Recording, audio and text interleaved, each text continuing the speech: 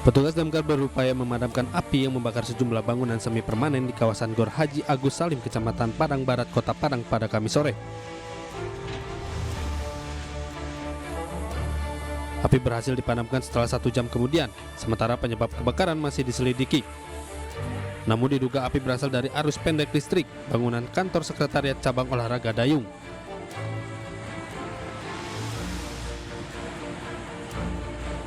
Adapun objek yang terbakar adalah 1 kafe atau kedai dan 4 kantor sekretariat olahraga.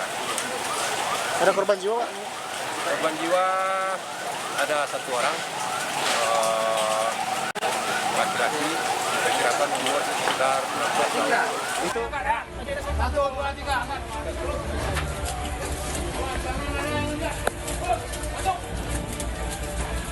Korban yang mengalami keterbelakangan mental tewas usai terjebak di dalam warung yang tengah ditinggal orang tuanya. Jasad korban kemudian dibawa ke Rumah Sakit Bayangkara Polda Sumbar untuk divisum. Dari Padang, Sumatera Barat, Budi Sunandar Ayunis melaporkan.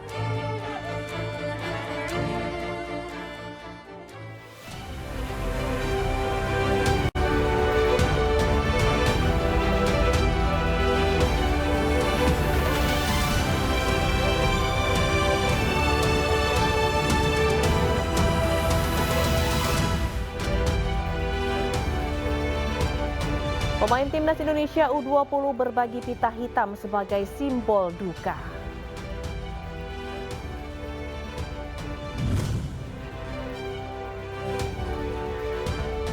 Mantan Kapolda Sumatera Barat Irjen Teddy Minahasa dituntut hukuman mati dalam kasus narkoba.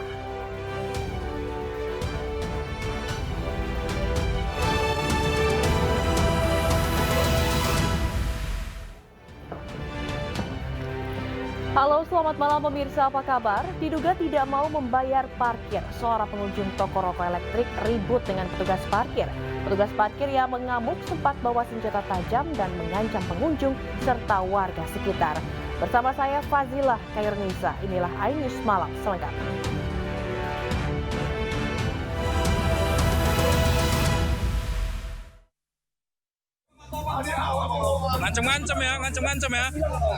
Ngancam hilang ya. Kalau hilang deh, bro. Video amatir merekam detik-detik sejumlah orang mendatangi sebuah toko yang ada di Jalan Kapten Muslim, Medan, Sumatera Utara.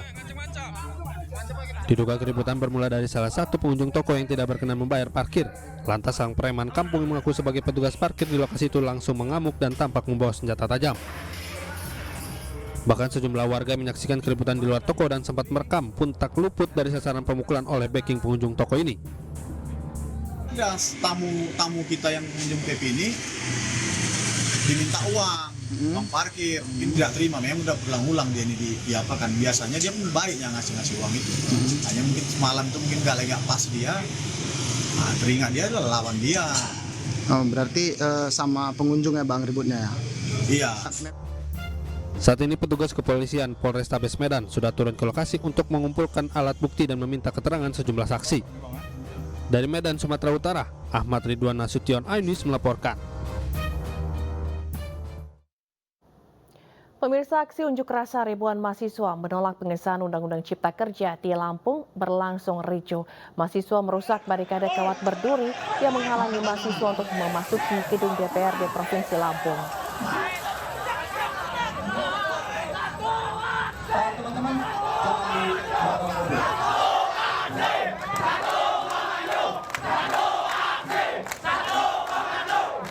Mahasiswa yang kesal karena tidak diizinkan masuk ke dalam halaman kantor DPRD ini akhirnya merusak barikade kawat berduri yang dipasang aparat keamanan di depan gerbang pintu masuk halaman kantor DPRD Provinsi Lampung. Mahasiswa ini protes terhadap pengesahan Undang-Undang Ciptaker yang dinilai merugikan masyarakat. Mahasiswa yang tergabung dalam Aliansi Lampung Memanggil ini juga sempat bernegosiasi dengan polisi agar dapat menyuarakan aspirasi dan menemui Dewan Perwakilan Rakyat di depan pintu gerbang DPRD Provinsi Lampung.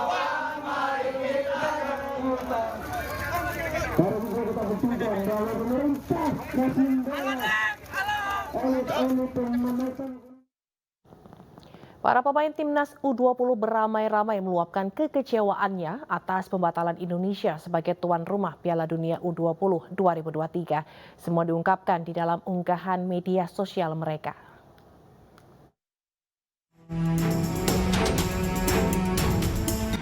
Sejumlah pemain timnas U20 Indonesia meluapkan kekecewaannya usai FIFA membatalkan Indonesia menjadi tuan rumah Piala Dunia U20.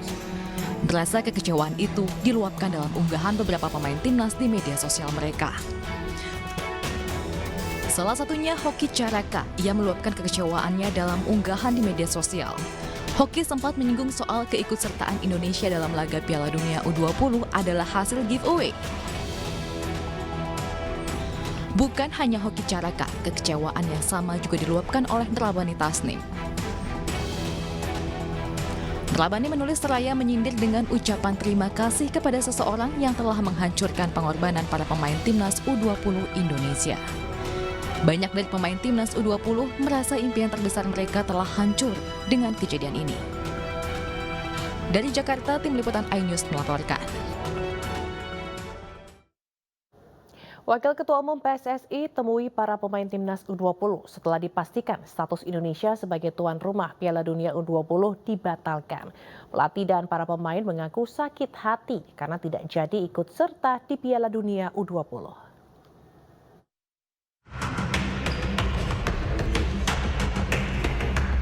Wakil Ketua Umum PSSI Zainuddin Amali menemui pemain-pemain tim nasional Indonesia U20 di Hotel Sultan Jakarta siang tadi. Setelah mendapatkan kepastian bahwa status tuan rumah Piala Dunia U20 untuk Indonesia dicabut FIFA, Zainuddin segera menemui para pemain untuk memberikan semangat. PSSI berjanji akan berjuang sekuat tenaga untuk menyelamatkan sepak bola Indonesia dari kemungkinan sanksi FIFA. Tinggal yang kita tunggu tindakan susulannya. Saya tentu berharap jangan sampai kita mendapatkan sanksi yang berat. 2015 kita sudah pernah mengalami itu. Dan sebenarnya waktu itu karena FIFA menganggap pemerintah intervensi kepada federasi. Kan itu ya, yang waktu itu. Sekarang ini lain. Berbeda. Ya, federasi berusaha sekuat tenaga untuk menyelamatkan sepak bola Indonesia. Sehingga kalau sepak bola Indonesia terselamatkan, masa depan mereka juga insya Allah terselamatkan. Sementara itu bagi pelatih kepala timnas Indonesia, Sinteyong, pemusatan latihan timnas selama 3 tahun 6 bulan demi meraih prestasi di Piala Dunia U20 menjadi sia-sia. Ia bersama para pemain merasakan sakit hati yang mendalam karena dibatalkannya penyelenggaraan Piala Dunia U20 di Indonesia. Pertama ya coachnya sakit hati memang. Maksudnya coach sendiri aja sangat lelah ya. Jadi coach bisa rasakan juga maksudnya pemain ya betapa lelahnya. Apalagi ya persiapan dari coach sendiri ya 3 tahun 6 bulan. Coach pun memang pernah ya Piala Dunia di Korea tahun 2017. Jadi ya coach sangat tahu ya maksudnya dengan adanya Piala Dunia di negara tersebut ya pastinya akan ada perkembangan luar biasa apalagi buat perkembangan sepak bola Indonesia. Tim iNews melaporkan. Sementara itu, Presiden Joko Widodo mengaku kecewa dan sedih dengan keputusan FIFA. Namun Presiden meminta tetap harus menghormati keputusan FIFA dan meminta untuk tidak saling menyalahkan. Harus menghormati keputusan tersebut. Saya tahu keputusan ini membuat banyak masyarakat kecewa. Saya pun sama, juga merasakan hal itu, kecewa dan sedih, tapi jangan menghabiskan energi untuk saling menyalahkan satu sama lain. Dan sebagai bangsa yang besar, kita harus melihat ke depan, jangan melihat ke belakang. Jadikan hal ini sebagai pembelajaran berharga bagi kita semuanya, bagi persepakbolaan nasional Indonesia. Dan saya telah meminta Ketua Umum PSSI, Bapak Erick Thohir, untuk terus berupaya semaksimal mungkin agar sepak bola Indonesia tidak terkena sanksi. FIFA telah resmi menghapus Indonesia sebagai tuan rumah Piala Dunia U20 2023. Berbagai upaya telah dilakukan pemerintah dan PSSI, salah satunya adalah upaya Ketua Umum PSSI Erick Thohir yang terbang ke Doha, Qatar untuk melobi agar Piala Dunia U20 tetap diadakan di Indonesia.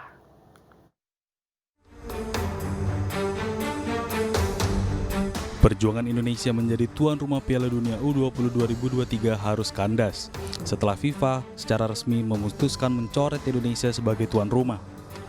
Banyak perjuangan yang telah dilakukan Indonesia, diantaranya sejumlah persiapan yang telah dilakukan.